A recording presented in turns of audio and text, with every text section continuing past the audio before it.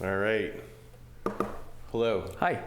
31st of... Did Last January day. seem long to you? No, it felt really short, the opposite. Really? It just zoomed by. Wow. I don't know what you were doing, but I was don't know. working my butt off all I was all too, month. but I felt like it was just, it went on and we're finally in February. No, it almost. zoomed for me.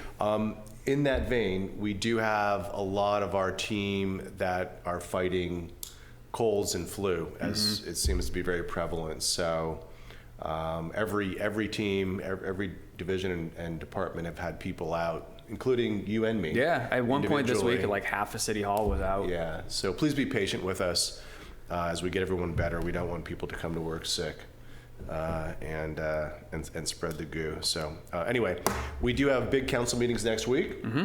On Monday, we're going to give a joint presentation. It's a we presentation about what we have done to prepare for wildfires. And that'll be a joint presentation with, I think Jermel's going to be there, our building official, Justin Ono, our city forester, Mary Bilsey, our public works director, Chief Panholzer, I'm so sorry, Chief Miller, Chief Tomasi, and Commander Trayer.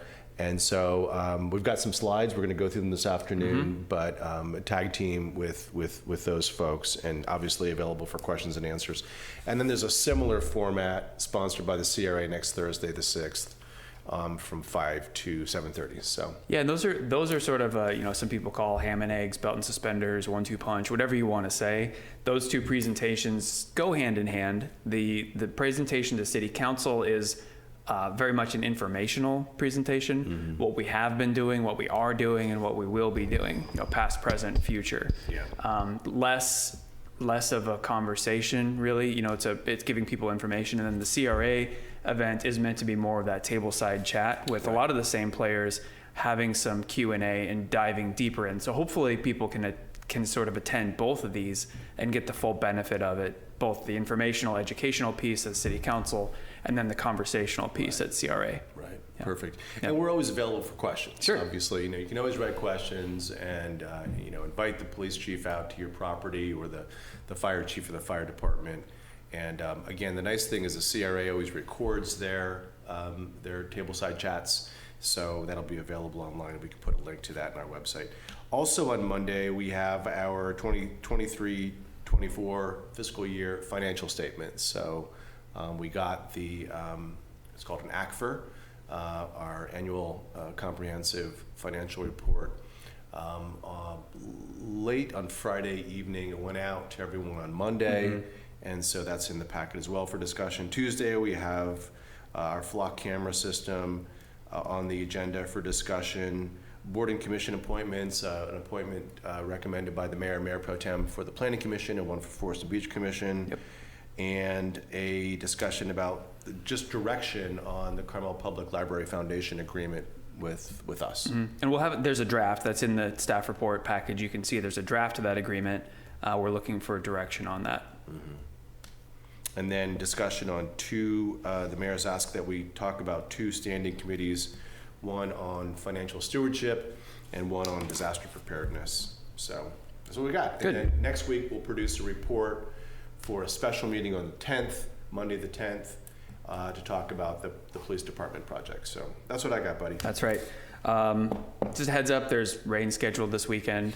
It's AT&T weekend, so that's why it's raining, because we can't have the AT&T golf tournament without rain. Yep. We've just come to learn that throughout the years.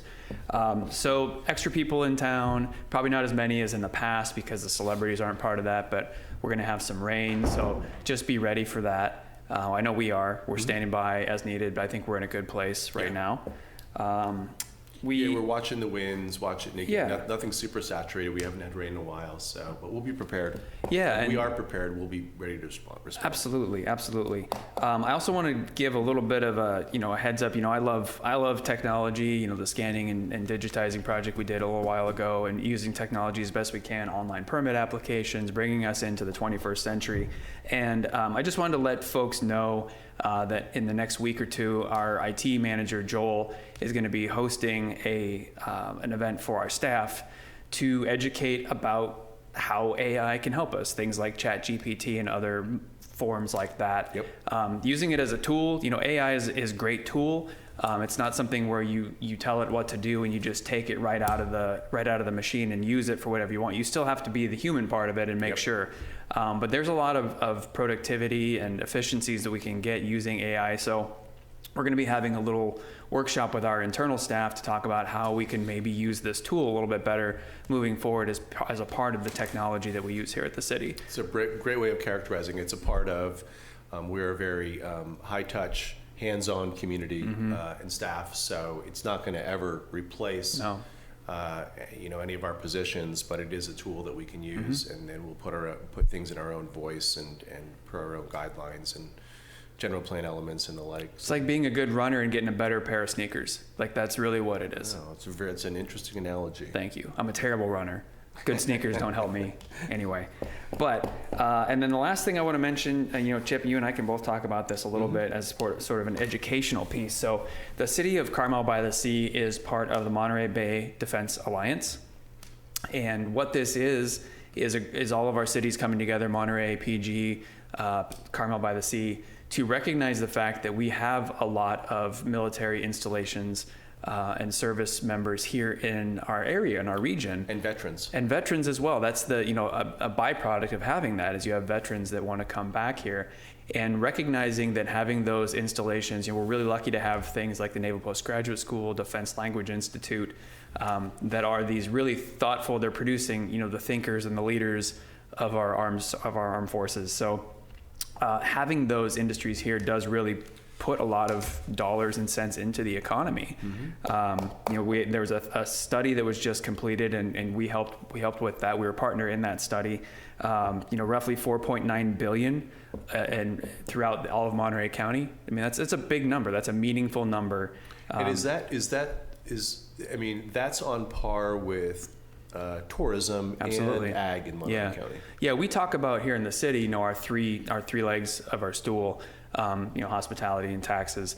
For the county of Monterey, this defense industry is one of the legs of the larger stool of all of Monterey County. It's roughly 28,000 jobs, which is almost 11% of the jobs within Monterey County. Wow. It's pretty impressive. And so you and I and the mayor and a couple of our other colleagues were at a breakfast this morning. Emily and Jamie were there with us to talk about sort of like the state of things, where we're at and how we can help continue to support those installations and keeping those dollars and in thoughtful minds here in our area. Exactly, we don't know what the current administration in Washington will do, whether there could be a base realignment and closure round in the future. So we're paying attention to that because, again, we've got the best and the brightest here, and those are the personnel on those facilities are members of our community, and we want to retain the not only those individuals, but the economic impact, the positive economic impact that they afford to our community at large. Yeah, because the individuals coming for the service, then you've got spouses, children. Secondary services that support the people that are here, food, waste, all those things that take care of the folks that come here. Those are all industries that then ultimately add to our economic engine here in Monterey County. Absolutely. Yeah. It's a very organic. So it's interesting. So if you have an opportunity to get involved in helping one of our service industry around here, the DLI and NPS, any of those, take the opportunity. It's fascinating, and there's a lot of amazing people that come here and spend time in the area with us. Yeah, and I think that there is a bill pending put forth by the governor to not tax veterans' income, their pension benefits. So We're one of the only states. We're the only state. The only state in the United States that Yeah. taxes pension income for veterans. Right. So we'll be working with our mayor and council, to see whether that's something that they want to write a letter of support on, and obviously if they take a position, sharing that with Senator Laird and Assemblymember Addis as well. Yep. So Well said. anyway, it's part of the the greater quiver of things that we work on a periodic basis here. Absolutely. Well, that's all I got, other than just to tell everybody to take good care.